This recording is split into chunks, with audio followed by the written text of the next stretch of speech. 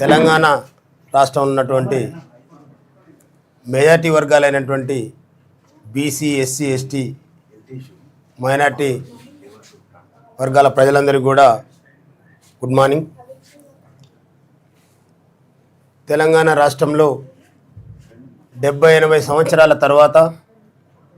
Majority వర్గాలకు అధికారాన్ని అందించాలనేటటువంటి ఆలోచనతోని డాక్టర్ బాబాసాహెబ్ అంబేద్కర్ గారు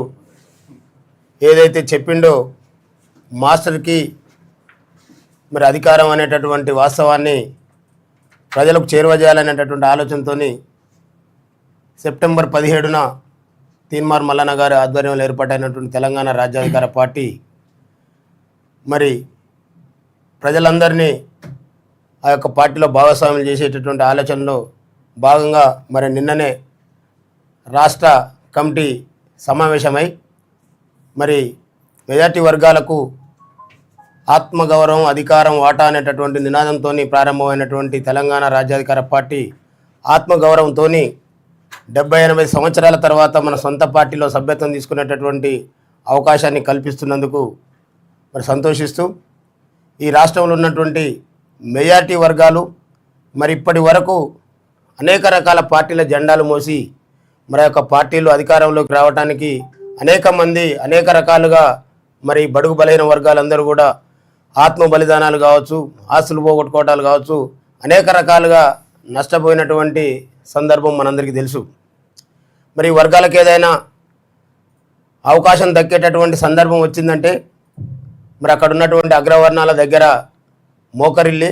వాళ్లకు జీ హుజూర్ అనేటటువంటి నాయకుల్ని మరి వాళ్ళు ఎంటర్టైన్ చేసేటటువంటి పరిస్థితులు అనేక సందర్భాలు చూసినటువంటి చరిత్ర అనేక రకాలుగా తెలియజేస్తూ ఉంటుంది. మరి ఇవన్నీ ఇవాళ ఏఐ టెక్నాలజీ వచ్చి దేశంలో అనేక రకాల మార్పులు జరుగుతూ ఉన్నాయి. మరి నిన్న మొన్న మనం చూస్తూ ఉన్నాం, కాక్రోచ్ పార్టీ అనేటటువంటిది సోషల్ మీడియా వేదికగా ప్రారంభమైతే మిలియన్ల కొద్దీ మరి వారిని ఫాలో అవుతూ సబ్స్క్రైబ్ చేసుకొని ఆ యొక్క పార్టీని ర్యాలీ అవుతూ ఉన్నారు. అంటే ప్రజల్లో గొప్ప మార్పు వచ్చిందనడానికి సంకేతం. మరి వాళ్ళ అది 5 రోజులలో బీజేపీ కాంగ్రెస్ దాటిపోయి మరి వాళ్ళ యొక్క టార్గెట్ని మించి ఇవాళ సోషల్ మీడియా వేదికగా ప్రారంభమైనటువంటి కాక్రోచ్ జనతా పార్టీ ఇవాళ రికార్డు బ్రేక్ చేస్తూ ఉంది. అందుకనే ఈ రాష్ట్రంలో ఉన్నటువంటి మెజారిటీ వర్గాలైనటువంటి బీసీ, ఎస్సీ, ఎస్టీ, మైనార్టీలు మరి ఇప్పటికే ఎంతో చైతన్యంతో మరి వాళ్ళ రాజ్యాధికార పార్టీని బలపరుస్తున్నటువంటి పరిస్థితి చూస్తూ ఉన్నాం. అంతేకాకుండా అంతిమంగా 2028 కానీ 29లో ఎలక్షన్ జరిగితే మరి ఇక్కడ బీసీలు రాజ్యాధికారాన్ని అందుకోవడానికి ప్రజలందరూ కూడా సిద్ధంగా ఉండనేటటువంటి వాతావరణం మరి మేము ప్రజలు తిరుగుతున్నప్పుడు కనిపిస్తూ ఉంది. మరి నిన్న మొన్న జరిగినటువంటి తమిళనాడు ఎన్నిక కూడా చూసినాం. ఏ ఒక్క ఎగ్జిట్ పోల్ కానీ ఏ ఒక్కరు ఊహకు అందకుండా మరి అక్కడ 60-70 సంవత్సరాల నుండి మరి ఏఐడిఎంకే, ఎన్ఆర్డిఎంకే 2 పార్టీల మధ్య మరి కొట్టుమిట్టాడుతున్నటువంటి ప్రజలందరికీ ఒక వేదికగా మరి విజయ్ కుమార్ తీసుకొచ్చినటువంటి టీవీకే పార్టీ మరి వాళ్ళ దాన్ని పెద్ద ఎత్తున మద్దతు తెలిపి అధికారంలో తీసుకొచ్చినటువంటి సందర్భం. అందుకనే ఈ రాష్ట్రంలో ఉన్నటువంటి బీసీలందరినీ కూడా మొన్నటి వరకు మనల్ని పరిపాలించినటువంటి ఇప్పటికీ పరిపాలిస్తున్నటువంటి వాళ్ళు అనేక రకాల హామీలు ఇచ్చి ఇందులో ఉన్నటువంటి కులాలని మరి ఒకరికొకరికి పంచాయతీలు పెట్టి ఈ కులం ఆయనంటే ఆ కులం ఆయనకు తక్కువ, ఆ కులం అంటే ఈ కులం పైన తక్కువ అని మరి కులాలుగా విడదీసినటువంటి సందర్భాన్ని మనం చూస్తూ ఉన్నాం. మరి మా రోజు వీరన్న భారత సంయుక్త రాష్ట్రాల వేదికను ఏర్పాటు చేసి గత 30 సంవత్సరాల క్రితమే కులాలుగా ఐక్యమై మరి మనం అందరం ఏకమైతే తప్ప బహుజనులకు రాజ్యం రాదనేటటువంటి వాస్తవాన్ని సమాజానికి పరిచయం చేసినటువంటి వ్యక్తిని మరి అక్కడున్నటువంటి ఆనాడున్నటువంటి అగ్రవర్ణ పార్టీలు ఎన్కౌంటర్ పేరుతోనే మరి అతన్ని ఈ సమాజానికి జాతులకు దూరం చేసినటువంటి పరిస్థితి. అందుకనే సోదరులారా, ఇప్పుడున్నటువంటి ఈ రాష్ట్రంలో ఉన్నటువంటి పార్టీలు ఏవి కూడా మనల్ని ఉద్ధరించడం కోసమో మన బతుకుల్ని మార్చడం కోసం వచ్చినటువంటి పార్టీలు కావు. బరాబర్ ఇవాళ తీన్మార్ మల్లన్న గారి నాయకత్వంలో ఏర్పాటైనటువంటి రాజ్యాధికార పార్టీతోని మాత్రమే మన బతుకులలో మార్పులు వస్తాయనడానికి మరి అనేక రకాల ఉదాహరణలు ఈ రాష్ట్రంలో గత 70-80 ఏళ్ల నుంచి కూడా మనం చూస్తూ ఉన్నాం. ఇవాళ మొన్న ఒక అంశాన్ని తీసుకోవడం జరిగింది. 2009లో పార్లమెంటులో చట్టం చేయబడినటువంటి రైట్ టు ఎడ్యుకేషన్, మరి ఇవాళ 2026 ఇప్పటి వరకు కూడా అది పేద మధ్యతరగతి వర్గాల్లో ఉన్నటువంటి విద్యార్థులకు మరి 25% కార్పొరేటు విద్యా సంస్థలో విద్యను అందించాల్సినటువంటిది ఎందుకు అమలు కాలేదో ఒకసారి ఆలోచన చేయాలి. ఈ వర్గాల నుండి చదువుకుంటే మరి ఇవాళ ఏదైతే తీర్మానం మల్లన్న ఇక్కడ ఉన్నటువంటి పార్టీలకు ఒక ప్రశ్నించే గొంతుకగా మారిండో, మరి అలాంటి విద్యా వర్గాల నుంచి అందుకుంటే మరి అనేక మంది మల్లన్నలు తయారవుతారు అనేటటువంటి దుర్మార్గపు ఆలోచనతోనే మరి నేటి వరకు కూడా మరి దాని మీద ఎలాంటి అడుగు ముందు పడకుండా ఈ పార్టీలు మరి ఇవాళ అధికారంలో ఉన్నటువంటి కాంగ్రెస్ పార్టీ ఆనాడు ప్రతిపక్షంలో ఉన్నప్పుడు ఈనాటి ఉప ముఖ్యమంత్రి బట్టి విక్రమార్క గారు ఎందుకు రైట్ టు ఎడ్యుకేషన్ అమలు చేయరని మరి ఆ యొక్క బీఆర్ఎస్ పార్టీని నిలదీసినటువంటి వ్యక్తి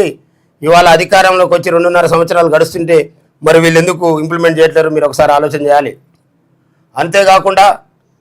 ఇవాళ అగ్రవర్ణాలు వాళ్ళు చేసినటువంటి తీర్మానం మల్లన్న గారి పట్టుదలతోని పోరాటంతోని ఏదైతే కులగణన చేసిరో ఆ లెక్కలు చెప్పమని అనేక సందర్భాల్లో ప్రశ్నించంగా 2 సంవత్సరాల తర్వాత వాళ్ళ లెక్కలు బయట పెడితే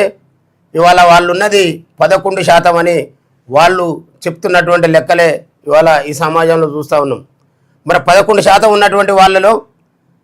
వెనుకబడినటువంటి వాళ్ళు 10% ఉన్నారని ఇవాళ వాళ్ళు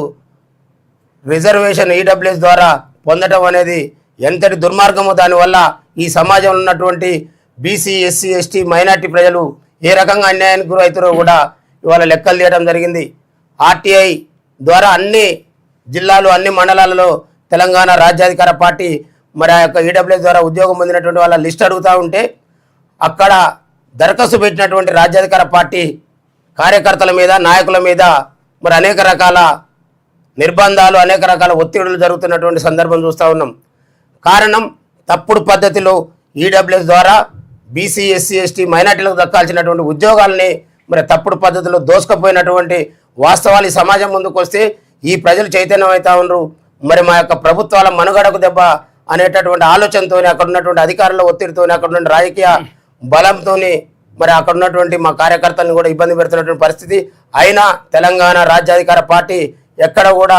వెనకడుగు వేసే పరిస్థితి ఉండదు. ఈ రాష్ట్రంలో మెజార్టీ వర్గాలకు అధికారాన్ని అందించేంత వరకు కూడా